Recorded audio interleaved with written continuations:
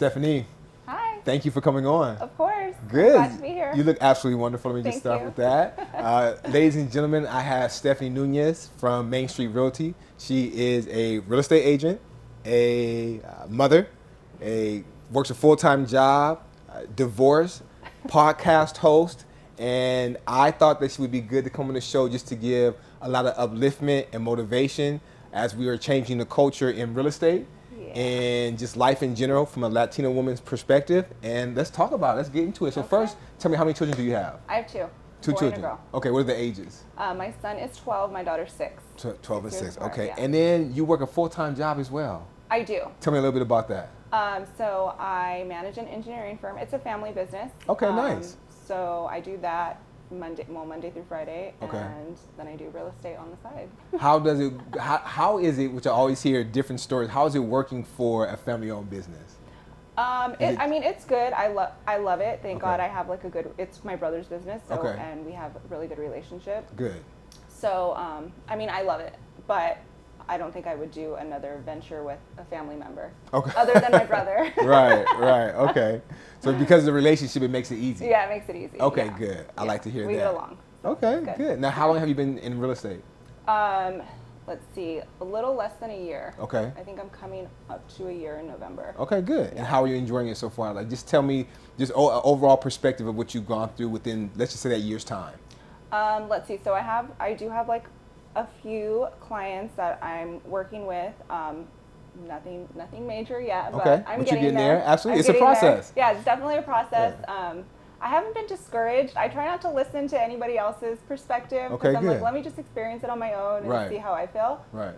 So far so good. I mean, I've met like really cool people, so Okay. I like that. Yeah. So in this process, what is one thing that you've learned that you can focus on to get you to where you want to go as far as a goal?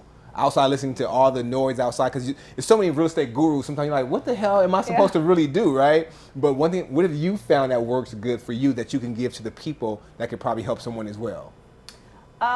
For me, I mean, I like to get everyone's input a little bit. Okay. But kind of just like take what I resonate with and Okay. then go from there. Okay. Yeah. Good.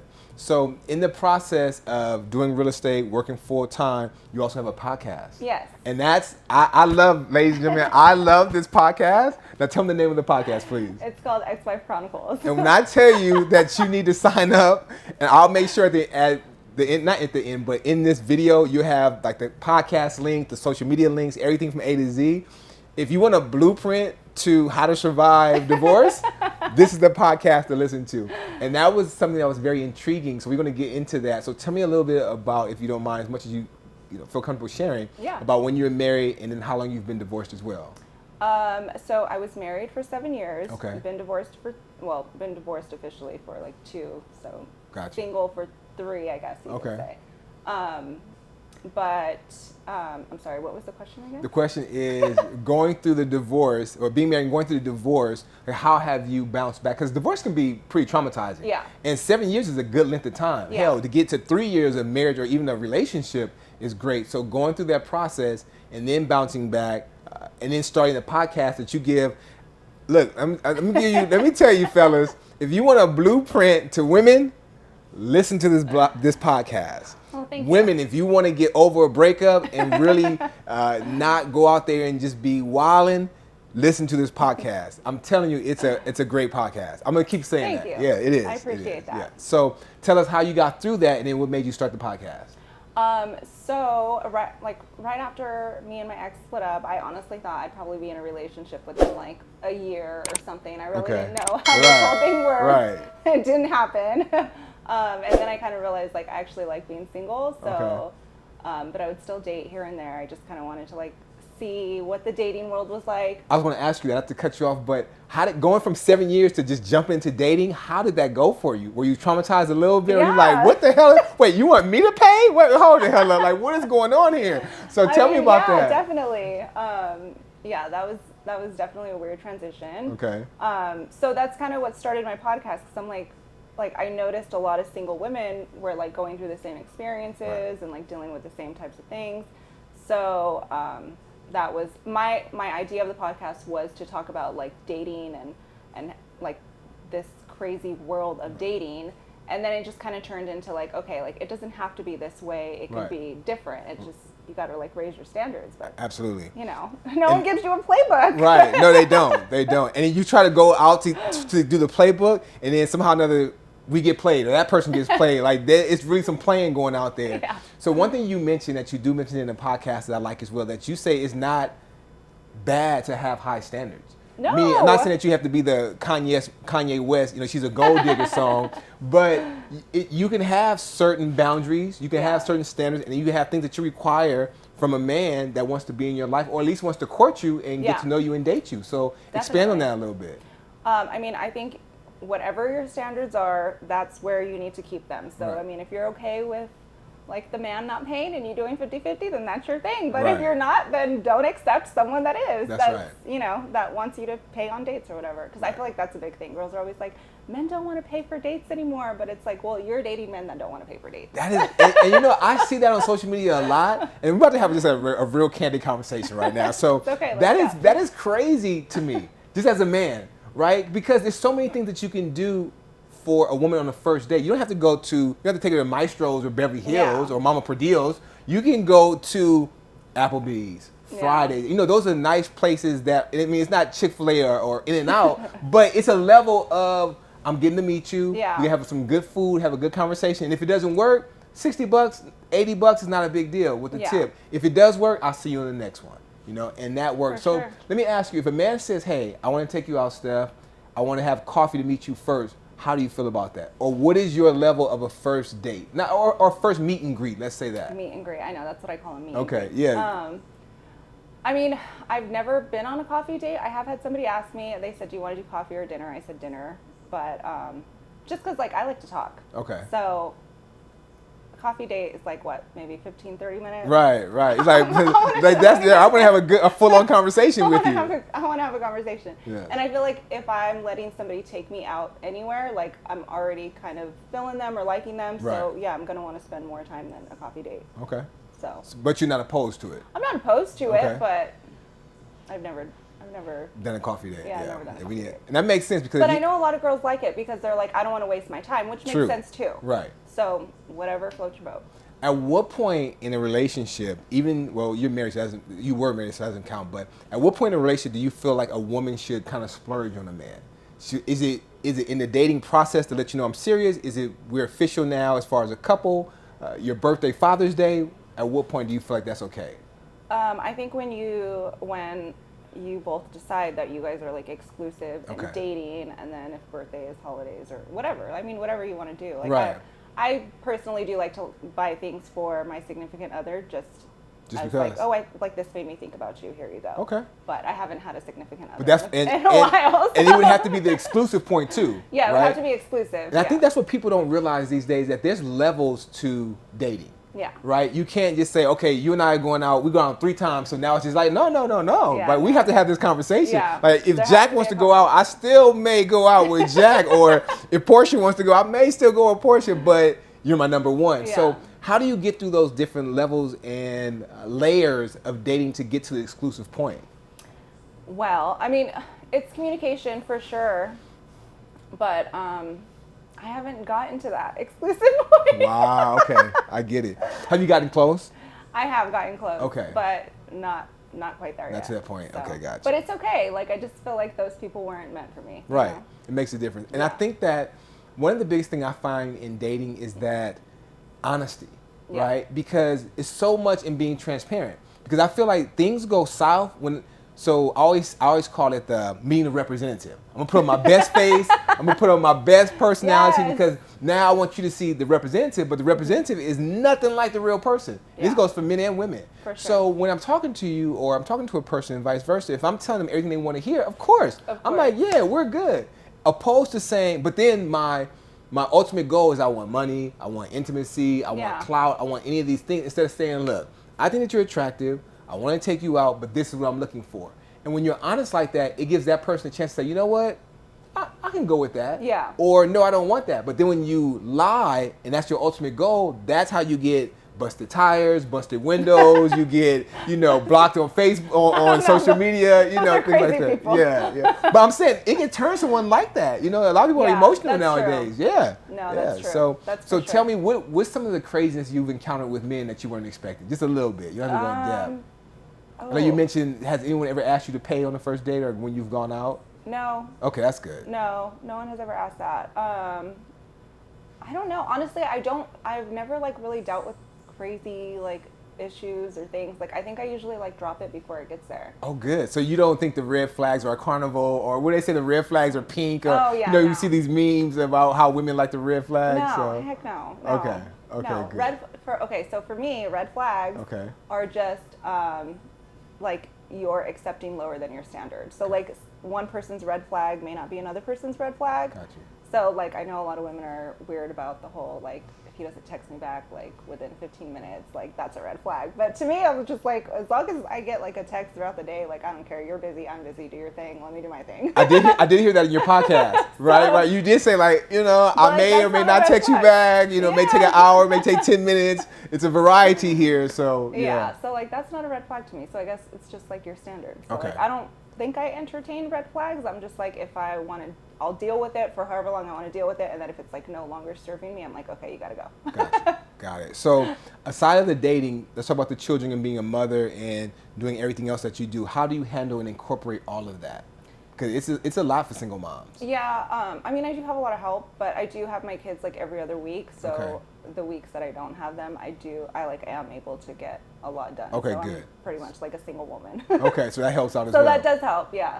But I have a babysitter that helps me a lot with my daughter, and my mom helps a lot too. So So yeah, I'm blessed with a lot of help. Good. So that definitely does help as well. So with that being said, how do you? Because you have a girl and a boy. Yeah. So how do you balance that out with both of them? And because as they get older, they're going to be looking. Well, not only as they get older, in today's society, you can watch a cartoon and see some of the craziest stuff. So how do you manage that being a mom in this society as well? It is a little crazy because I feel my son's 12, and when I was 12, I definitely wasn't seeing all the stuff that he has access. He has to, yeah. And he's a little adult, so I'm pretty open with him. I feel I'm more open with my kids than my parents were with me, just because I want to have that relationship. I want to have that honesty. If you're ever in a situation, I'll get you. You're not going to be in trouble. Right. You may be in trouble later, but but for now you're okay. For now you're good. Just make sure I get to you. So it can be a little difficult because I feel they are exposed to a lot of stuff, and there's a lot of stuff that they're exposed to that we just probably don't even see. Right. But I think just honesty and being open and loving and just giving them love, and discipline and stuff. Do you have good conversations with them? Oh yeah, all the time. Okay, yeah. good. So now, have you, post-divorce, have you brought anyone around to meet them? No. Okay. No. And at what point would you think about doing something like that? Because I know that's very important. Yeah. I know when I was dating and I would see people, no one would meet the children. And if you did, it would be a lot of time put into it before you met the children. Yeah. Honestly, I haven't gotten to a point where I'll introduce this guy to my kids. But I would say once we're exclusive and we want to start dating, then at that point, gotcha. However much time that takes. I would say 3 to 6 months, 3 months being the minimum, 6 months. Even 6 months is kind of a short time. Right. I'm I got to know you through all 4 seasons. Yeah, no, seriously, because children are impactful. Yeah. And they are impacted, and that person. And not only that, children can tell you if you should date that person before you should even be going forward or not. Mom, we're not really feeling him. Or Mom, we do like him. I think he's pretty good. Yeah. So that's a good thing as well. So tell me, going back to real estate, tell me what your goals are, even becoming in the business new. What are your goals? What would you like to do and accomplish moving forward between now and the end of December? Well, I would like to build a bigger clientele for sure. Other than that, I just want to push through and keep going and make sure I'm going to stick to this, which I think I will. There's no doubt about that. It's just getting to that point. Getting the momentum going. Yeah, getting the momentum going. Got for you. sure. And what would you recommend to anyone that wants to get their license or who's new like you, to outside of the persistence, because that's where you are, which is really good. Anything else that you can give them, like work on your database, do door knocking, do cold calls, anything that you can give them? I personally, I do love cold calling just because I used to be in collections, so like I love being on the phone. Oh, really? Okay, gotta watch out. So we need to do another segment on collections. Give us the inside scoop on that, right? We could use that. Yeah, so I do love being on the phone. I've done door knocking. I love open houses. Okay. I love open houses. That's just my thing. Right. Okay, good. So, I mean, I've done a mix of everything. Okay. Just to push me somewhere. Got you. But everyone says open houses, and I mean, I think they're good. I love them, so. Do you meet a lot of people at the open houses? Yeah, like a lot of people that have given me advice are like, just do open houses to get, buyers and stuff like that. So okay. I enjoy that. Good. Well, we have to, I think now you have to expand the podcast and put some things about real estate, like, hey, I'm giving you this advice. Anybody wants to buy, sell, or invest, let me know, right? Because the podcast, like I said, is really good as well. So working with your brother in engineering, how does that go as far as the engineering? And then my last guest, Manuel, he works with his family. But you know how when siblings have arguments, well, I used to change your diaper, well, I beat you up. How does that work at work with them? Or have you ever gotten into that kind of confrontation, or is work separate than family? Work is definitely separate than family. Good. And the funny thing is, like, me and my brother didn't grow up with each other. Oh, okay. So I started working with him maybe like 5 years ago, doing the same thing, but at another company, and then he decided to open his own. And we kind of just got closer as we started working together. Okay. So we don't really have any, like, stories of us growing up. Like, there was no animosity, like nothing. Good. It's like a fresh start, and we're like, oh my God, we are exactly the same. Right. Now, what's the age difference? I think 12 years. Okay. Yeah. Okay, got you. So ultimately, with all the goals, passion, and persistence that you have, would you like to be married again, or do you see yourself being, or how do you feel about that? I mean, I'm not opposed to it. Okay. But I think more, I just want like companionship than anything. Like just a good, healthy relationship. Okay, that's always a good start. Yeah. Yeah, it's like let me just get this part of it. We can deal with the other part later because I need to just have a peace of mind, especially in this society. Stuff is so crazy. Definitely. So yeah. I see that. So tell everybody again the name of the podcast so we can link that in. The name of the podcast is Ex-Wife Chronicles, so make sure you listen. Yes. Now, what episode are you on with the Ex-Wife Chronicles? I am on episode 20. I'm going to be posting episode 27. I have a lot of content to edit, so I'm going to be throwing a few in there. Okay, good. And how long have you been doing it? I don't know if I asked you that. A little bit over a year. Okay. I wasn't consistent, like probably the first year, to be honest. I was like posting here and there, and then we were like in the middle of COVID, so it's hard to even date. Right. And then the whole idea kind of just shifted with the podcast. So now it's more like giving women like pointers on how to be confident so you don't settle for dusties. That's what they call them now. So you brought that up. So tell me, so let's expand on that a little bit. I actually like that. So what would be considered a dusty, right? Is that like the TLC song Scrub? I don't want no scrub? Yeah. Or, all right, so that would be a good Pretty reference. much. And then what is a good confidence builder? Because one thing I realized with men and women, let me not say with men and women. Yeah, with men and women, but in particularly attractive women like yourself, right? Men who don't think confident of themselves, they always try to tear down that woman, whether it be verbally, physically, mentally, spiritually.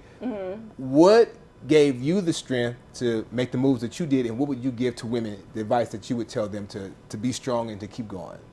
I mean, you have to work on your I don't give an F mentality. It's so hard. Okay. To where like nothing around you is bothering you. Like you're just positive, you're happy, you're graceful, like you're moving forward, all positive things are coming. Like you just have to stay, like you have to stay there. Got you.